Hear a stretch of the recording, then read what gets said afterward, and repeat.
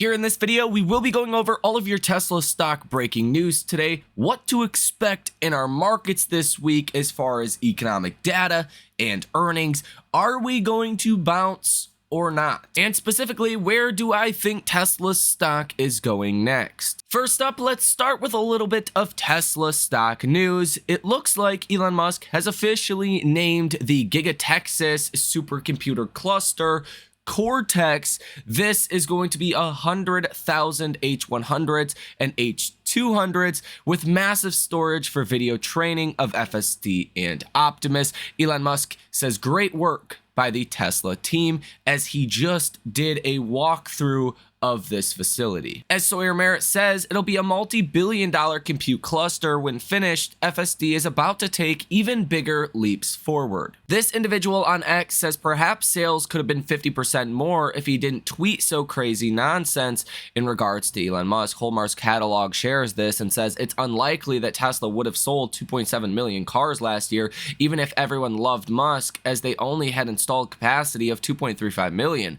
The main issue is that money-losing compliance EVs are being dumped on the market cheaper than Tesla's. Elon Musk says other companies are dumping EVs at massive negative gross margin is a problem, but not one that will last. So kind of sending a warning to Tesla's competition. And this is what Trump just said about Elon Musk and Tesla last night. And I'm for electric cars. I have to be, because Elon endorsed me very strongly, Elon.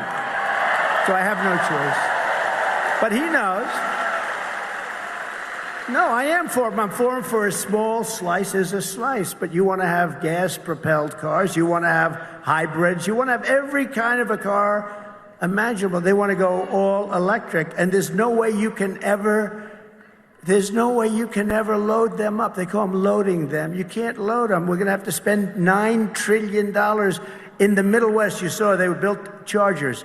Now, a charger is a gas pump with electricity come through. Is that good? So it's like for 8 chargers, they spent $9 billion.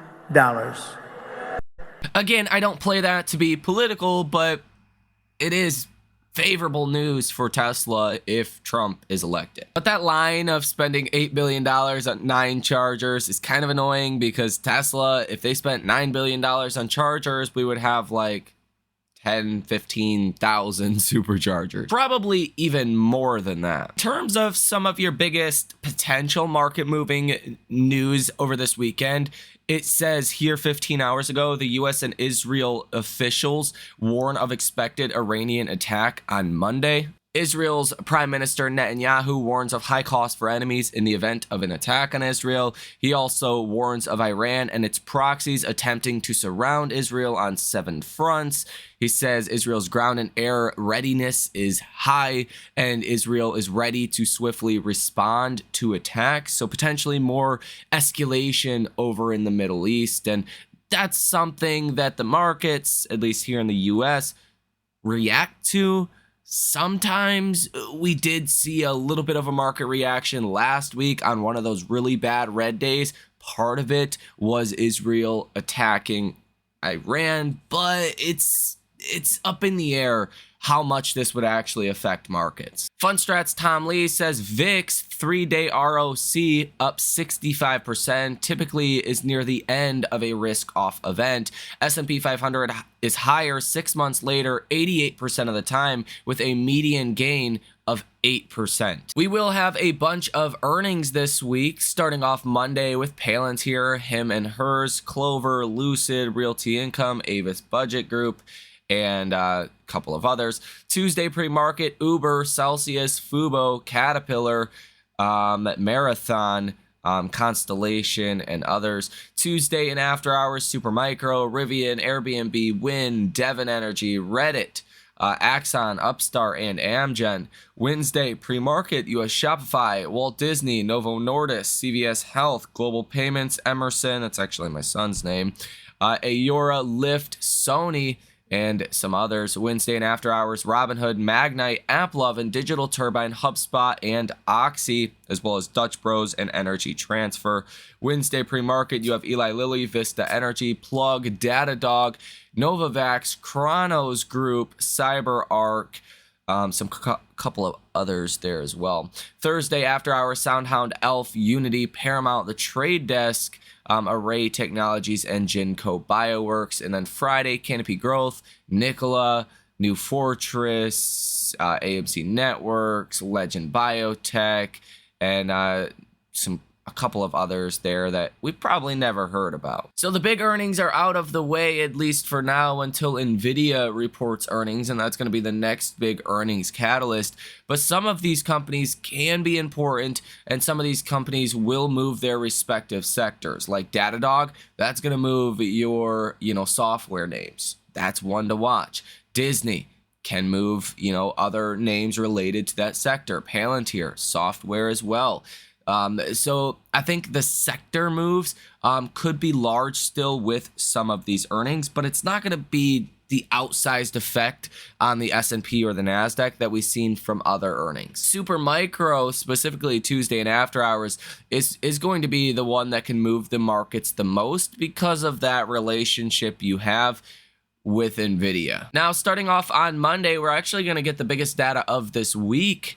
Tomorrow morning at 10 o'clock in the morning, you will get ISM Services PMI. You're expecting a number of 51.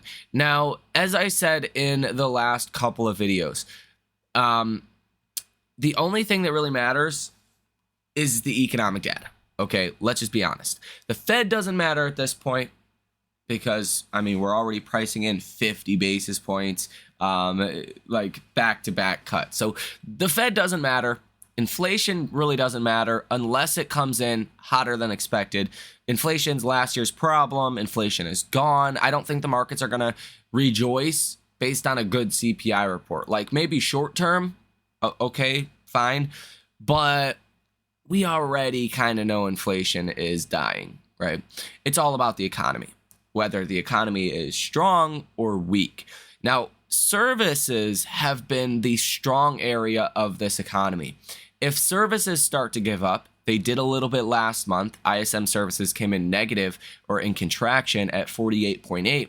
If you get, let's say, a 47 or 46 number, if it gets even worse into contraction, Wall Street's going to panic over that. Now, I don't know if you're going to get another 3% down day on the Russell, but yeah, each and every single data point that suggests the economy is weakening or strengthening is going to be seen as a big catalyst for markets, a big event for markets. So that's going to be important specifically. You also get ISM Services business activity, expecting that to pick up from 49.6 to 50.9. ISM Services employment is expected to tick up a little bit from 46.1 to 46.5.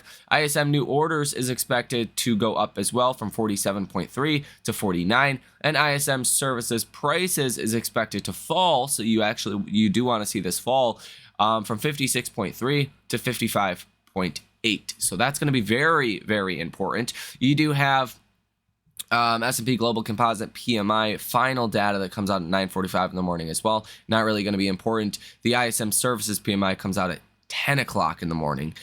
So that's really the time to be expecting a larger move for markets. You will get Tuesday exports and imports, expecting $268 billion of exports and imports at $340 billion. This is important because it does move your GDP estimates, okay? So I'm sure on Monday, we're going to get a new estimate.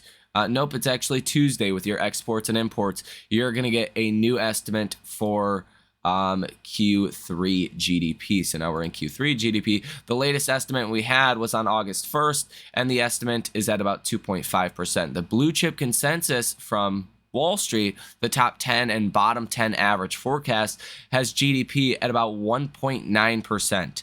1.8% or so is the average kind of analyst estimate right now. So this data will move around those estimates. And this is the start of your really Q3 GDP estimate. So that will be important. You do have a 3-year bond auction as well on Tuesday, but that's pretty much it. On Wednesday, You have a 10-year bond auction. That will be important considering what's happened with yields recently. If we get more demand that starts to come in for those bonds, yields are going to fall even more. If selling pressure comes on or there's less demand on that 10-year bond auction, yields are going to go up a little bit. And don't be surprised if they do, because we have seen quite the drop in the last, couple of days or so. Now, you will get initial jobless claims Thursday. This will be very important as well. You are expecting a little bit of a rise from 249,000 job losses last week to 250,000, which, if this does go higher, closer to like 300,000, that's where Wall Street's going to start to get a little bit more concerned as well about the job market. Continuing jobless claims expected to tick up about 3,000 as well. So that's another important one to watch. And then wholesale inventories month over month, expecting that to start to stabilize a little bit from 0.6% last month to 0.2% this month. That will also move the GDP estimate as well. Anything with inventories moves those GDP estimates. Now, Friday, you're really not going to get much of anything. Some data out of Canada, but literally nothing.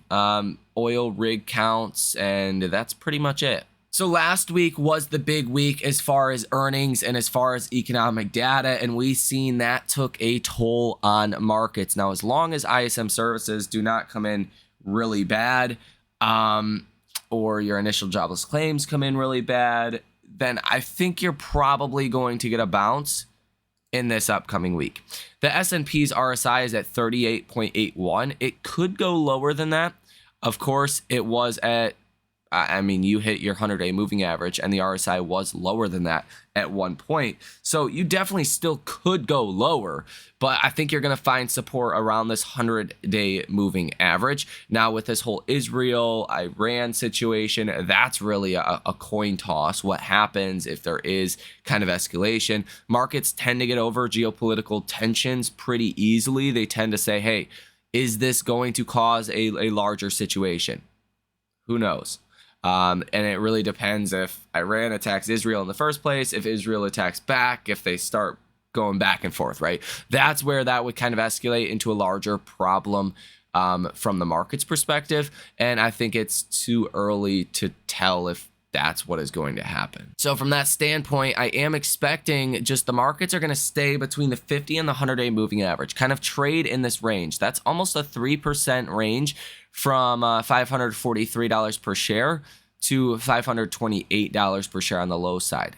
I'm just expecting we'll stay between this range and not much to actually happen until we get really good or really bad data on the economy. So with that said, I am expecting Tesla stock can bounce quite a bit, probably back into the 220s, at least in the short term. Now, keep in mind, Tesla has a very high beta relative to the market. So if we do get some green days for the S&P, Tesla should bounce quite a bit more. If you take a look at the RSI for Tesla, it's at 42.44. So definitely getting a little bit more on the oversold side. The MACD line is 1.23. The signal line is 6.75. So definitely seen a collapse, if you will, of the MACD and relative strength overall. I do also think a bounce could be quite aggressive as well for Tesla, because you have seen this golden cross recently where the 50-day moving average has broken above the 200-day moving average. That normally leads to a lot of upside.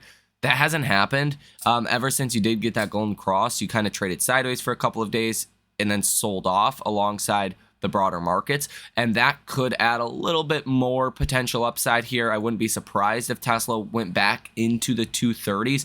I wouldn't be surprised if the S&P bounced another, $10, $11 or so, and that could do a lot of upside for Tesla stock. And again, I do think the consensus on Wall Street is still we're going to have a soft landing. The data that we got last week, the Fed, the earnings, it did shift more people kind of to be on recession watch, to be recession weary, if you will, but nobody's really coming out and advocating for this recession still. And I think that is kind of a sign like, hey, we bottom when the consensus view starts to become hard landing, recession, more pain for markets. And by that point, we're probably going to be lower in equities.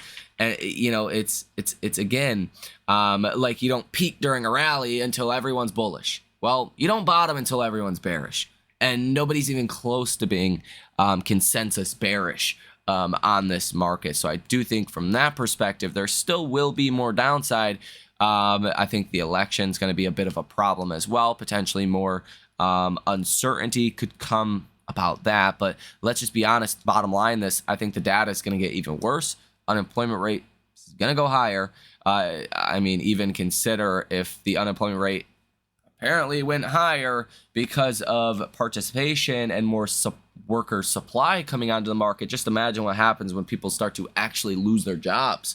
Like Intel just cut 15,000 jobs. Just imagine as more jobs actually start to get lost. Not to mention, I mean, Rite Aid just closed like all of their locations. At least the one by my house is closing down. It's like 70% off the entire store. Those workers are obviously going to contribute to things as well, and many other companies that are starting to close their doors. So the situation is going to get worse, and that is when we are going to expect a larger drop. But again, short term, we could be in for a little bit more of a bounce. On Friday, you definitely had some good inflows into Tesla, especially towards the end of the day. You had 12 different trades totaling $3.36 million with a positive order value of 76%. So definitely some, buy the dip activity in the options market was taking place in Tesla. You do have short interest of free float sitting at 3.76%, $22.64 billion currently sold short, 1.12 days to cover. If shorts start to get squeezed, it's pretty easy to get out of those short positions, totaling 101.39 million shares that are currently sold short. On Friday, you did have on net about 340,000 shares that were sold short. Over on StockTwits, sentiment for Tesla is neutral at 52 today, the same as it was yesterday. Message volume is low today at 39. It was also low at 41 yesterday. Participation ratio today is high at 56. Google Trends data is starting to accelerate yet again for Tesla, as I was hoping we would see in today's video, because of some of the promotions that Tesla is now starting to run for the Model 3 and the Model Y in the US, offering low interest rates.